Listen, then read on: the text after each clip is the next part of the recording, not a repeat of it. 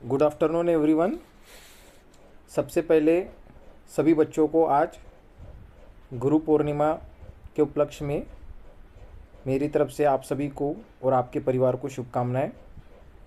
आज का क्लास सुबेरे नहीं हो पाया, थोड़ा कुछ प्रॉब्लम चल रहा है और मैंने शाम को क्लास लेने के लिए बोला था, लेकिन कुछ पेरेंट्स का और कुछ बच्चों का शाम को प्रॉब्लम आ रहा है, इसलिए रिकॉर्डेड क्लास आज हम जो है ले रहे हैं। ठीक है, तो सभी बच्चे टेक्स्ट बुक का, मैथ की टेक्स्ट बुक का पेज नंबर 44 ओपन करेंगे। ठीक है, 43 तक हमारा हो चुका था, पेज नंबर 44 ओपन करेंगे और पेज नंबर 44 पर जो सबसे ऊपर का जो क्वेश्चन है हम उसे सॉल्व करने वाले हैं। ठीक है, तो बेटा आज के क्लास में देखना, जब हमारा वीडियो चल रहा है तो आप वीडियो को पॉज करके पहले एक बार नहीं तो वीडियो देख लो, उसके बाद वीडियो को पॉज करते हुए सभी क्वेश्चन आंसर सॉल्व करते जाना वीडियो को देखते हुए। ठीक है, तो क्वेश्चन नंबर पेज नंबर 44 पर जो सबसे ऊपर वाला जो क्वेश्चन है, here is a rectangle of area 20 square centimetre. क्या बोला गया है? यहाँ पर एक रेक्टेंगल है जिसका एरिया क्या बोला गया है? What is the area for this rectangle? The area for this rectangle is 20 square centimetre which is given in the question. अच्छा ठीक है, इसने 20 स्क्वायर सेंटीमीटर बोला है, लेकिन हम चेक भी कर लेते हैं क्या सही में 20 स्क्वायर सेंटीमीटर है ये रेक्टेंगल। तो चेक करने का कौन सा तरीका है? काफ़ी इजी तरीका है। यहाँ पर जो छोटे छोटे स्क्वायर बने हुए हैं हमें उसे काउंट करना पड़ेगा। हम काउंट करके देख लेते हैं कि ये 20 है या नहीं है। तो देखो 1 2 3 4 5 6 7 8 9 10, ऊपर में 10 नीचे भी 10, मतलब 20 स्क्वायर सेंटीमीटर है। आप लोग भी काउंट करके देख सकते हो। अब हमें उसमें पहला जो क्वेश्चन है ए पे, उसे देखते हैं क्या लिखा हुआ है। Draw one straight line in this rectangle to divide it into two equal triangle. What is the area of each of the triangle? Question को समझो बेटा। सबसे पहले तो ये रेक्टेंगल है जिसका एरिया 20 स्क्वायर सेंटीमीटर है। अब हमें बोला जा रहा है कि draw one straight line in this rectangle, इस रेक्टेंगल में एक स्ट्रेट लाइन बनाओ जिससे क्या हो, to divide it into two equal triangle, जिससे कि ये रेक्टेंगल दो ट्रायंगल में डिवाइड हो जाए। वो भी कैसा? तो दोनों के दोनों इक्वल ट्रायंगल। बेटा ट्रायंगल को कितनी साइड होती है? 3 साइड। रेक्टेंगल को कितनी होती है? 4 साइड। अब इस क्वेश्चन को, ये ए को सॉल्व करने के लिए मैं क्या करता हूँ कि यहाँ पर जो डायग्राम बना हुआ है उसे मैं बना लेता हूँ व्हाइट बोर्ड पे, ताकि आपको अच्छे से समझ में आए। अब देखो, ठीक है, और मैं मोबाइल को थोड़ा ये ऐसा कर लेता हूँ ताकि आपको अच्छे से समझ में आएगा। ठीक है, अब हाँ इतुन पकड़ से, ठीक है, हाँ हाँ एक मिनट ना, थोड़ा क्लियरिटी लाने के लिए मैं मोबाइल को सेट कर रहा हूँ। हाँ दिख रहा है बराबर से? हाँ ठीक है, मैं इसको, हाँ चलो अब ध्यान दो बेटा। यहाँ पर जो है, जो रेक्टेंगल बना हुआ है वो कैसा बना हुआ है? 20 स्क्वायर सेंटीमीटर का यहाँ पर भी बना हुआ है जो आपके टेक्स्ट बुक में है। तो ये है रेक्टेंगल, लेकिन बोला गया है कि एक ऐसी स्ट्रेट लाइन बनाओ कि जिससे जो है ये रेक्टेंगल क्या हो जाएगा, दो इक्वल ट्रायंगल में डिवाइड हो जाएगा, है ना। तो अब बेटा मैं रेड कलर से बना रहा हूं ताकि ये दो स्ट्रेट लाइन, ताकि ये क्या हो जाए, इक्वल में डिवाइड हो जाए। ठीक है, तो आपको भी एक स्केल लेना है और ग्राफ पेपर में या फिर टेक्स्ट बुक में, लेकिन टेक्स्ट बुक में आप करोगे बेटा तो यहाँ पर एक डायग्राम पे 3-3 क्वेश्चन सॉल्व करना है। ठीक है, तो वो होना थोड़ा ये हो जाएगा, तो आप लोग इसको ग्राफ पेपर में सॉल्व करना। अब मैं आपको बुक में दिखाने के लिए एक स्ट्रेट लाइन खींचता हूँ ताकि ये डायग्राम जो है इक्वली हो जाए। तो आप एक कोंटे से दूसरे कोंटे को ज्वाइन कर लेना। आप क्या करना, जैसे मैंने रेड पेन से एक कोंटे को दूसरे कोंटे से ज्वाइन कर लिया, तो अब देखना ये रेक्टेंगल दो इक्वल ट्रायंगल में डिवाइड हो गया। देखो पहला ये वाला, पहला ट्रायंगल ये वाला, ये इस तरह से गया, और ये रेड लाइन वाला ये वाला पोर्शन पहला, और इधर वाला जो ट्रायंगल है दूसरा वाला। ठीक है, तो ट्रायंगल को तो हमने डिवाइड कर दिया, है ना। एक रेक्टेंगल को हमने दो ट्रायंगल में तो डिवाइड कर दिया। अब हमें इसका एरिया पूछा जा रहा है। ठीक है, तो किसी एक ट्रायंगल का एरिया फाइंड कर लेना बेटा, किसी एक का साइड फाइंड कर लेना तो दूसरे का भी वो हो जाएगा। ठीक है, तो मैं एक काम करता हूं, जो नीचे वाला जो ट्रायंगल जो बनाया ना अभी, देखो ये जो नीचे वाला जो है इसको मैं कैलकुलेट कर लेता हूं। ठीक है, सिर्फ ट्रायंगल को कैलकुलेट करना है क्योंकि रेक्टेंगल ऑलरेडी उसने 20 बोला था। हमने एक लाइन फाइंड करके, उसने जो बोला था ना, draw one straight line in this rectangle to divide it into equal triangle, एक स्ट्रेट लाइन बना दी मैंने इस रेक्टेंगल में। हाँ, तो अब जो है हम इसको काउंट कर लेते हैं, नीचे वाले को किसी एक को काउंट कर लेते हैं, तो हमें जो है एरिया पता चल जाएगा। सिर्फ ट्रायंगल का करना है। ठीक है, तो देखो बेटा, यहाँ पर पूरा स्क्वायर है इसलिए मैं इसे 1 बोलता हूँ, यहाँ पूरा है 2, यहाँ पूरा है 3, ये 4, ये भी पूरा, ये 5, ये थोड़ा कम लग रहा है बेटा 6 है ना, लेकिन चलो इसको मैं 6 बोल लेता हूँ क्योंकि थोड़ा ही कम है इसलिए 6। अब यहाँ पर लेकिन लगभग जो है 7 इसे नहीं बोल सकता, तो मैं एक काम करता हूँ 7 इसको बोलता हूँ और यहाँ पे जो थोड़ा पोर्शन है उसे 7 बोल देता हूँ। अब ये 8, इसका 8 लिया तो मैंने इसको भी 8 बोल लेता हूँ। अब ये 9, तो ये वाला 9, और यहाँ पर छोटा सा 10 है तो इसको मिलाने के लिए मैं इसको 10 बुला देता हूँ। ध्यान देना, 1 पूरा था, 2 पूरा था, 3 पूरा था, 4 पूरा था, 5 भी पूरा था, 6 को भी मैंने पूरा मान लिया, लेकिन 7 यहाँ पर पूरा नहीं था इसलिए मैं हेल्प के लिए यहाँ पे ऊपर से लिया। 8 भी यहाँ पे पूरा नहीं था इसलिए हेल्प के लिए ऊपर से ले लिया। 9 पूरा नहीं था इसलिए यहाँ से लिया, और 10 तो कॉर्नर कॉर्नर को मिला के 10 बोल दिया। तो मैं अब इस एरिया बोल सकता हूँ, इस ट्रायंगल का एरिया कितना है, बोल सकता हूँ 10 स्क्वायर सेंटीमीटर। तो अगर नीचे वाले का ट्रायंगल का एरिया 10 स्क्वायर सेंटीमीटर है तो ऊपर का भी कितना है, 10 स्क्वायर सेंटीमीटर ही है। ठीक है, तो अब क्या करना पड़ेगा बेटा कि यहाँ पे हमें समझ में आ गया कि 10 स्क्वायर सेंटीमीटर है। ठीक है, अब हाँ चलो, तो इस क्वेश्चन का आप लिख लेना 10 स्क्वायर सेंटीमीटर है। ठीक है, अब आपको जो है हम सेकंड क्वेश्चन की तरफ मूव करते हैं। ठीक है, तो वीडियो को आपको क्या करना है, पॉज करते वक्त पॉज करते जाना और रुक रुक के इसका आंसर भी लिखते जाना साथ में। ठीक है, हो सके तो, नहीं तो एक बार पूरा वीडियो देख लो और फिर दोबारा से शुरू करो और फिर दोबारा से इसका आप लोग जो है लिख लेना। अब आ जाओ सेकंड क्वेश्चन पे। अब सेकंड क्वेश्चन पे क्या बोला गया है, draw one straight line in this rectangle to divide it into 2 equal rectangle. पहले बेटा, पहले क्वेश्चन को देखो, यहाँ पर रेक्टेंगल और ट्रायंगल में कंफ्यूज मत होना। ठीक है, रेक्टेंगल और ट्रायंगल में यहाँ पर जो 2 अलग अलग चीजें हैं वहां पर कंफ्यूज मत होना। पहले इसमें बोला गया था रेक्टेंगल को स्ट्रेट लाइन ऐसे बनाओ कि वो 2 ट्रायंगल में डिवाइड हो जाए, वो भी इक्वल।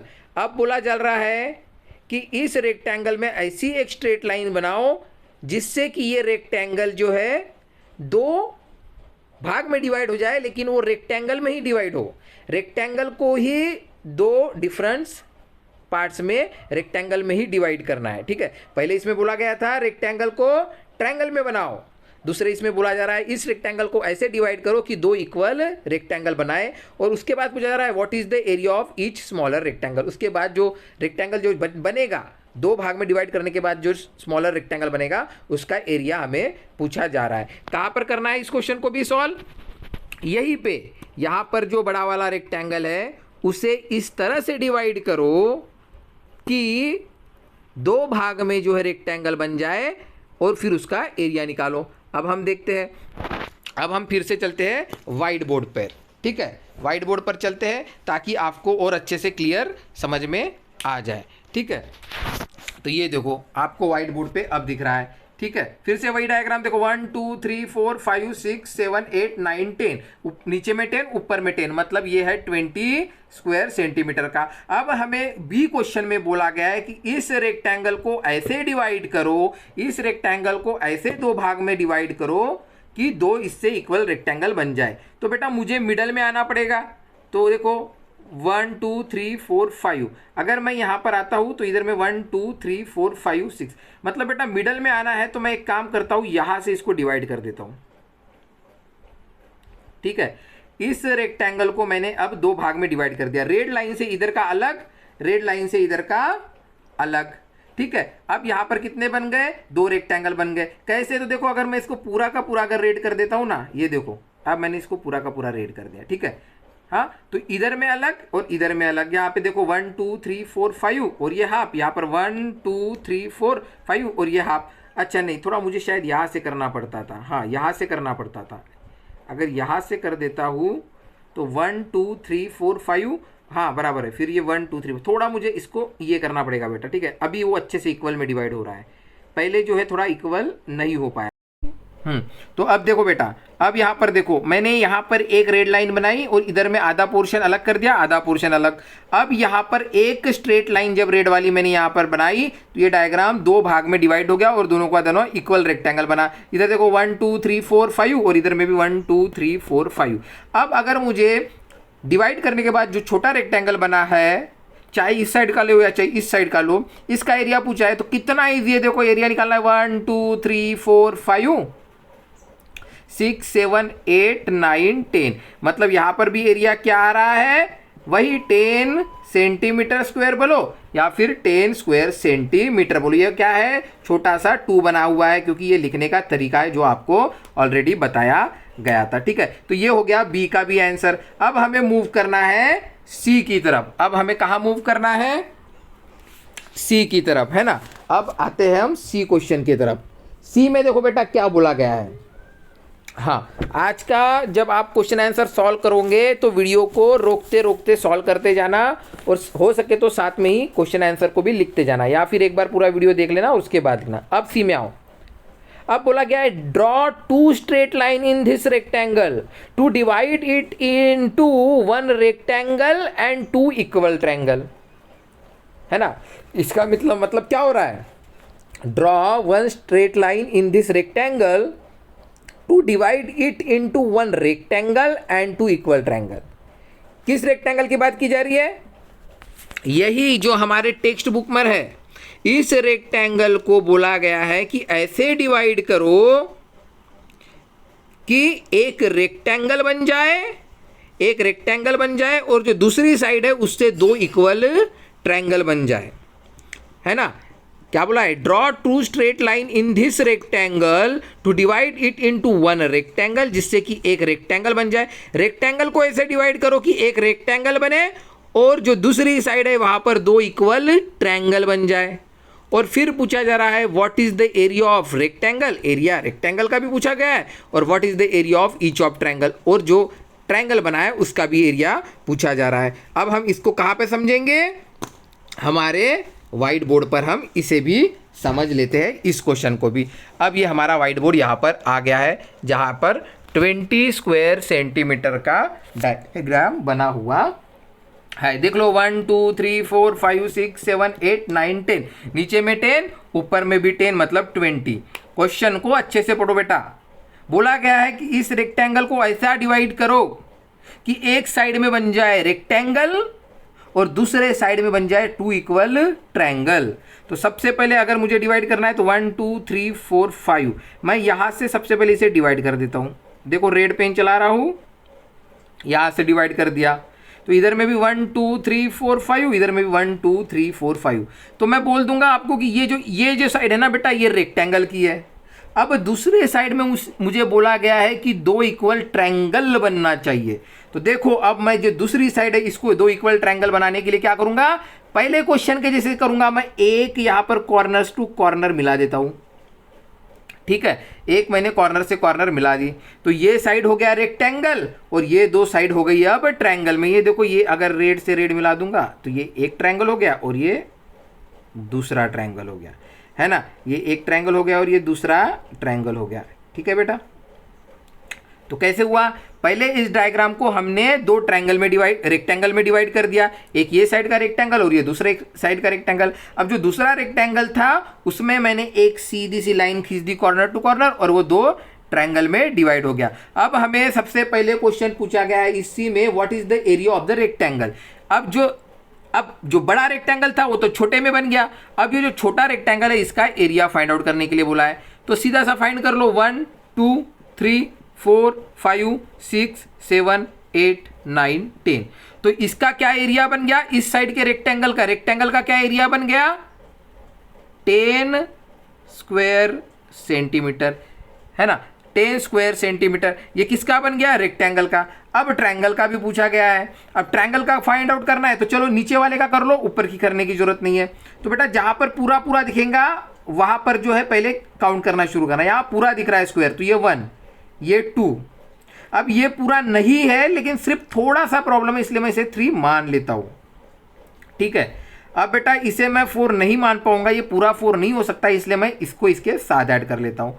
उसी तरह से इसे मैं पूरा 5 नहीं मान सकता, ये बहुत छोटा है, लेकिन ये जो कॉर्नर है ये उसको फिल कर देगा। तो अब ट्रायंगल का क्या हो गया, ट्रायंगल का हो गया 5 स्क्वायर सेंटीमीटर।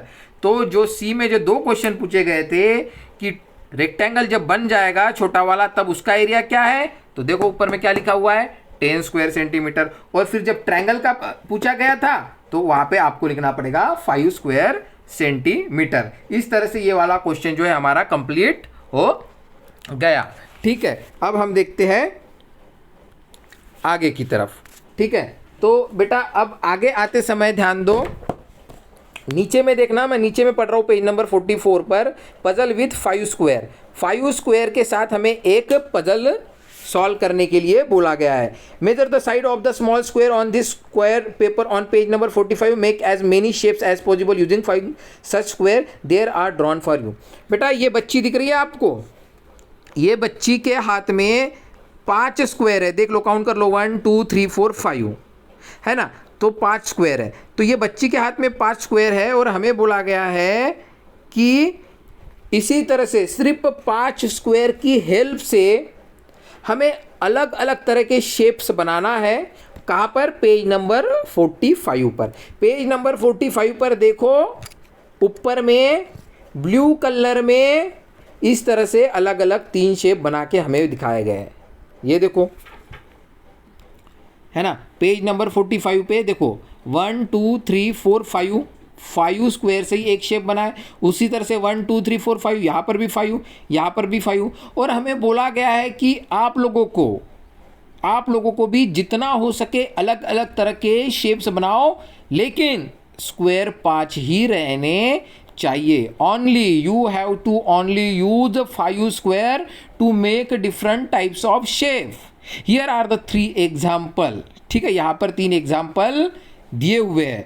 अब बेटा मुझे पता है कि हमारे क्लास के बच्चे अब अलग अलग तरह से सोचेंगे, है ना, एक दो तरह के मैं भी सोच लेता हूँ। आप लोगों को जिस तरह से अगर आपके माइंड में, आपके लॉजिक में आ रहा है आप लोग बनाना। मेरे माइंड में तो एक आ रहा है कि मैं एक काम कर रहा हूँ, एक तो ऐसा ईजी बना देता हूँ, ये 1 2 3 4 5, देखो ये लिया मैंने, देखो रेड पेन चल रही है बेटा, ठीक है, आपको दिखेगा, ये तो मैंने मेरी तरफ से बना लिया 1 2 3 4 5, ये मैंने इजी टाइप का बनाया है। आप लोग भी बना सकते हो। अब 5 देखना, काउंट कर लेना, ये 5 है बिल्कुल यहाँ पे, ठीक है, और 5 ही रहने चाहिए। 3 तो एग्जाम्पल उन्होंने दिए थे, मैंने एक मेरी तरफ से ऐड कर लिया, है ना। एक देखो अब मैं मेरी तरफ से यहाँ पे कैसे बनाता हूँ, ये वो हो गया 1, ये हो गया 2, उसी के नीचे लेता हूँ 3, उसी के नीचे लेता हूँ 4 और एक बना लेता हूँ 5, ये हो गया मेरा। फिर एक बना लिया मैंने 5।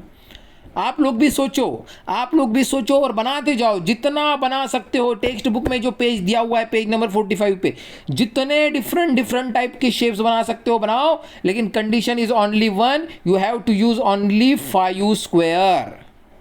5 से कम नहीं चाहिए और 5 से ज़्यादा भी नहीं चाहिए, आप लोग बस 5 स्क्वायर का यूज़ कर सकते हो। और शेप में थोड़ा चेंज करते जाओ, ऐसा नहीं कि अब यहाँ पर 1 2 3 4 5 टाइप के एक शेप बने तो आप उसी को रिपीट करोगे। शेप रिपीट करते जाओ बेटा, बहुत शेप हम रिपीट कर सकते हैं। देखो और एक बनाता हूँ मैं यहाँ पे, यही नीचे बना लेता हूँ। चलो एक काम कर लेता हूँ, ये 1, ये 2, ये 3, अब एक यहाँ बना देता हूँ 4 और नीचे में यहाँ लेता हूँ 5। बना दिया, 5 का ही यूज़ किया, बना दिया मैंने। और बनाते जाओ, सोचते जाओ, जितना बना सकते हो बनाते जाओ, ठीक है। आपके तरफ से भी 3 तो बने हुए हैं, 3 मैंने बना दिए हैं, और आप अपने माइंड से भी बनाओ। इसको फिर पूरा फिल कर देना, जितना हो सके जगह में, जहाँ जहाँ आपको जगह आप दिखती जाए बना जाओ। बस एक काम करते जाना कि 5 स्क्वायर के ऊपर यूज़ मत करना। अभी देखो मैंने फिर 3 बना दिया, एक काम कर लेता हूँ, यहीं पे 4 बना देता हूँ और इसी के नीचे में 5 बना देता हूँ। देखो फिर एक बन गया। तो जितना हो सके बेटा बनाते जाओ, आपको जहाँ जब तक आपकी यहाँ पे जगह ना फुल हो जाए बनाते जाओ। बस 5 स्क्वायर का यूज़ करना लेकिन, ठीक है। तो जब अब बेटा यहाँ पर कितने बने टोटल, देखो अब फिलहाल यहाँ पर कितने बने हुए हैं, 1 2 3 4 5 6 7 बने हुए हैं। और एक बना दूँ, चलो और एक बना देता हूँ, बस आप बनाते जाओ, जो आपके माइंड में आते जाता है उसको बनाते जाओ। ये देखो मेरे माइंड में तो और एक अलग सा आ गया, इस तरह से कर दिया, यहीं पे 4 कर दिया लाइन से और एक साइड में 5 कर दिया। आपके माइंड में भी, सभी बच्चों के माइंड में भी थोड़ा मम्मी पापा की भी हेल्प लेना, बस ये पेज को हमें पूरा कर जाना है और बनाते जाना, जितना हो सके मैक्सिमम बनाना। उसके बाद पहला क्वेश्चन देखो क्या लिखा हुआ है, how many different shapes can you draw. आपने कितना शेप्स ड्रॉ किया है पूछा गया है। तो 3 तो यहाँ पर थे, ये 4 5 6 7 8। अब मेरे हिसाब से तो मैंने 8 ड्रॉ किए, इसलिए मैं यहाँ पर 8 बनूंगा, लेकिन मुझे पता है हमारे क्लास के बच्चे और काफ़ी इसको आगे तक बनाने वाले हैं। तो आप जितना बनाते हो बनाना, और फिर जितना बना सके यहाँ पे क्वेश्चन लिख देना का आंसर लिख देना इस क्वेश्चन का। दूसरा है which shape has the longest parameter and how much. ये क्वेश्चन इंपॉर्टेंट है। अब इतने आपने तो डायग्राम बना दिए बेटा, यहाँ पर 8 तो डायग्राम बना गए। अब पूछा जा रहा है पेरीमीटर। पेरीमीटर का क्या मीनिंग होता है कि बाउंड्री। अब यहाँ पर आप चेक करो ऐसा डायग्राम जिसका बाउंड्री जो है बड़ा है ना, उसको देखना और बाउंड्री लिख देना। अब बाउंड्री के हिसाब से मुझे लग रहा है कि शायद ये बड़ा हो, मैं इसलिए काउंट कर लेता हूँ। अब बाउंड्री के वक्त तो बेटा हमें पूरी साइड काउंट करनी पड़ती है, बाउंड्री के वक्त तो हमें पूरी साइड काउंट करनी पड़ती है। यहाँ पे देखो कितनी है, 1 2 3 4 5 है ना, ये हो गया 5, ये 6 7 8 9 10 11 12, यहाँ पर तो 12 हो रहा है। अच्छा यहाँ ऊपर में काउंट कर देखो, 1 2 3 4 5 6 7 8 9 10 11 12, यहाँ पे भी 12 हो रहा है बेटा। अच्छा यहाँ पे काउंट करता हूँ मैं, 1 2 3 4 5 6 7 8 9 10 11 12। अच्छा यहाँ पर 12 ही होते जा रहा है। कोई ऐसा डायग्राम जिसकी बाउंड्री शायद मुझे बड़ी मिल जाए तो मैं देखता हूँ, वही मेरा फिर पेरीमीटर हो जाएगा लॉन्गेस्ट के लिए। तो यहाँ पर देखता हूँ 1 2 3 4 5 6 7 8 9 10 11, बेटा यहाँ पर 11 ही हो रहा है। ध्यान दो पेरीमीटर के वक्त हमें सिर्फ बाहर की बाउंड्री कैलकुलेट करना पड़ता है। तो अभी तक मेरे पास जितने डायग्राम बने हैं उसमें मुझे जो पेरीमीटर है, जो बाउंड्री है, वो खाली 12 सेंटीमीटर ही जो मुझे लॉन्ग दिख रही है। और ध्यान देना पेरीमीटर है इसलिए सेंटीमीटर ही लगेगा, एरिया होता तो सेंटीमीटर स्क्वायर लगता। नीचे पूछा गया है which shape has the shortest perimeter. अब शॉर्टेस्ट पेरीमीटर किसका है। अब छोटा वाला डायग्राम देखो जिसका बाउंड्री छोटा हो और शॉर्टेस्ट हो। यहाँ पर काउंट करना 1 2 3 4 5 1 2 नहीं, ये 1 हो गया बेटा, ये 2 ये 3 ये 4 5 6 7 8 9 10 11 तक जा रहा है बेटा, लेकिन मुझे लग रहा है छोटा भी बन जाएगा। इसका देखते हैं हम, 1 2 3 4 5 6 7 8 9 10 तक छोटा जा रहा है। अगर इससे भी कोई छोटा बना सकते हो तो वो भी बना लेना, या आप बनाओ और बनाने के बाद आप काउंट करना, जहाँ बड़ा दिखेगा उसे बड़ा कर देना, जहाँ पर छोटा पेरीमीटर रहेगा उसे छोटा वाला को यहाँ पर लिख देना। जैसे मुझे बड़ा 12 सेंटीमीटर तक गया और छोटा पेरीमीटर 10 सेंटीमीटर तक गया। आपके हिसाब से आप जब अलग अलग डायग्राम बनाओगे उसके हिसाब से इसके आंसर चेंज हो जाएंगे। अब पूछा गया है what is the area of the shapes square centimetre. What is the area of the shapes. इस एरिया का इस शेप्स का एरिया पूछा गया है। किस वाले, ये इस बच्चे के हाथ में जो एक शेप है उसका एरिया पूछा गया है। तो बेटा देखो एरिया फाइंड करना कितना इजी है।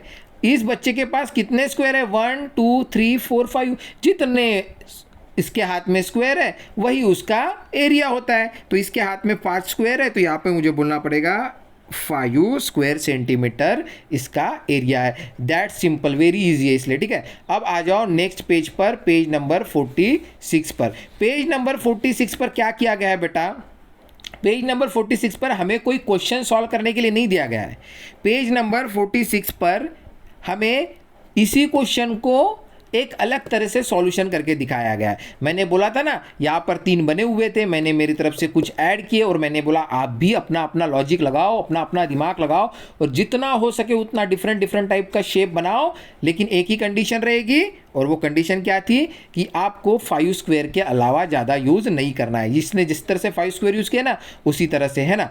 तो अब देखो पेज नंबर 46 पर हमें वही बताया गया है। वो बोल रहा है did you get all the 12 shapes using 5 square. वो बोल रहा है कि देखो मैंने भी है, हमें पूछ रहा है कि आपने इस तरह से, क्या आपको इस तरह से क्या पूछा जा रहा है कि क्या आपको इस तरह से 12 शेप्स मिले। यहाँ पर भी उन्होंने जो है अलग अलग के तरह से देखो 5 स्क्वायर का यूज़ करते हुए अलग अलग शेप बनाई है कि देखो पर्पल कलर में, येलो कलर में, है ना। अब ये एक प्लस की जैसे साइन बनाई दी है। अब कोई बच्चा ये मत कर देना कि 46 पेज नंबर के शेप को देखते हुए उधर में भी उसी तरह से बनाने लग जाना।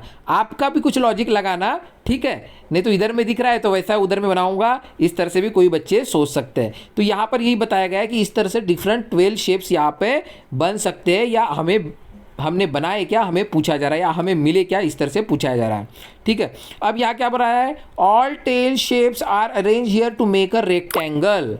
This is a 10x6 rectangle as there are 10 rows and 6 column. अब बेटा 10x6 रेक्टेंगल का मीनिंग क्या है, ये बोला जा रहा है कि ये 10x6 का रेक्टेंगल है। तो ये 10x6 का रेक्टेंगल मीनिंग 10 × 6 को 10/6 पढ़ाया जाता है।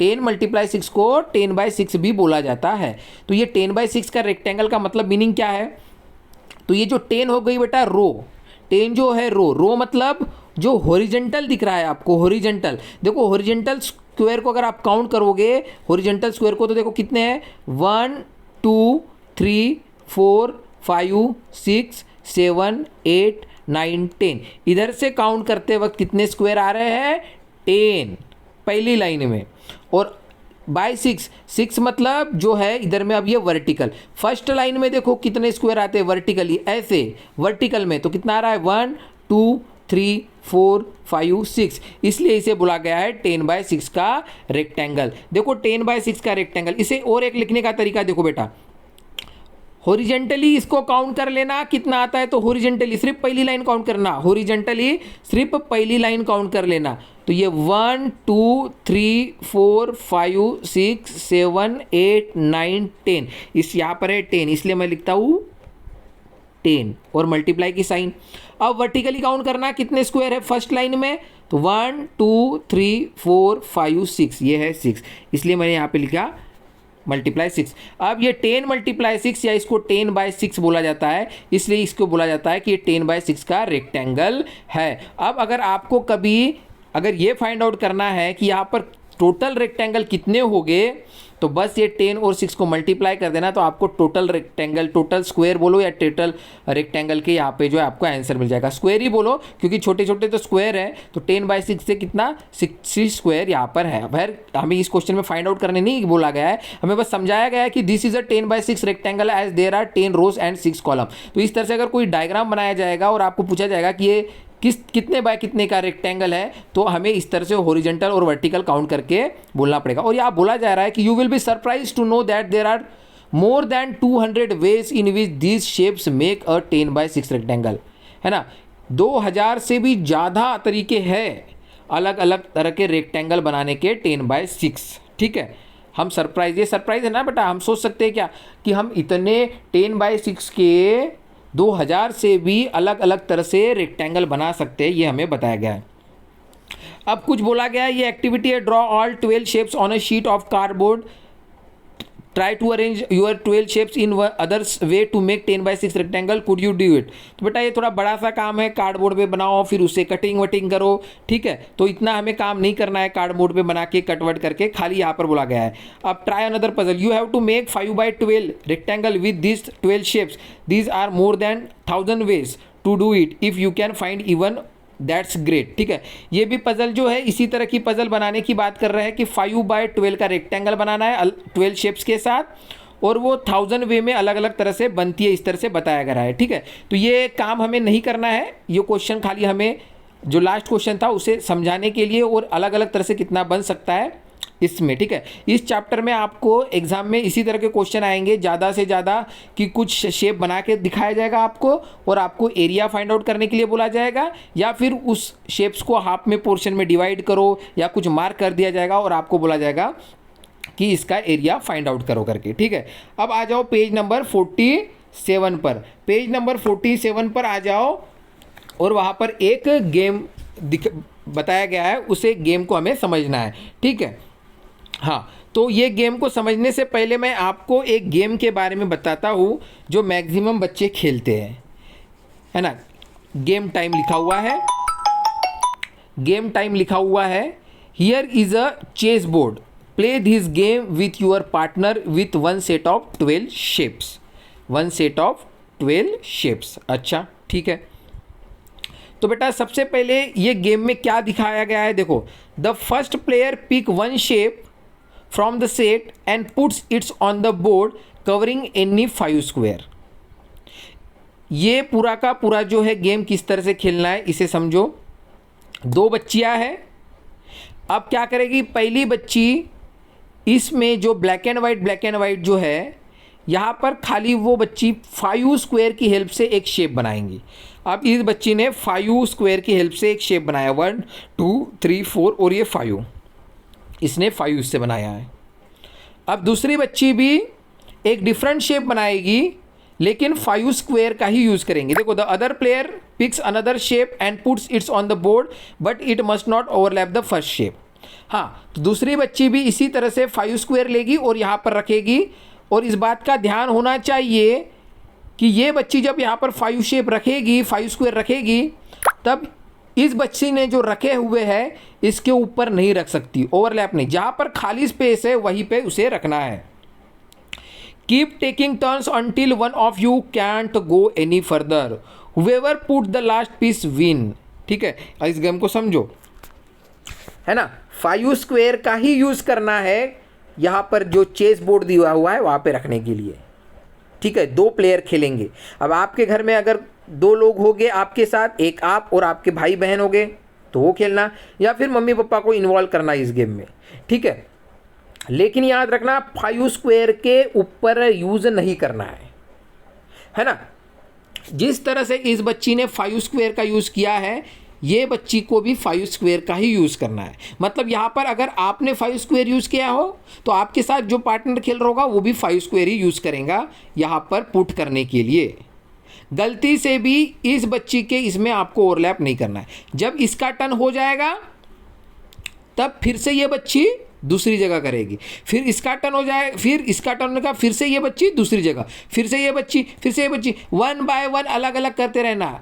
एक टाइम ऐसा आएगा कि आप दोनों में से किसी एक के पास जो है बेटा 5 स्क्वायर रखने के लिए जगह ही नहीं बचेगी और वो 5 स्क्वायर रख ही नहीं पाएंगे।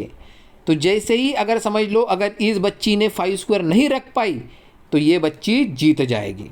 आपके साथ जब आप जिनके साथ भी खेलोगे, जैसे अगर आप मम्मी के साथ खेल रहे हो और लास्ट में अगर ऐसा हुआ कि आपको वहाँ पर 5 स्क्वायर रखने के लिए जगह ही नहीं है, मतलब आप हार गए, तो कौन जीत गया?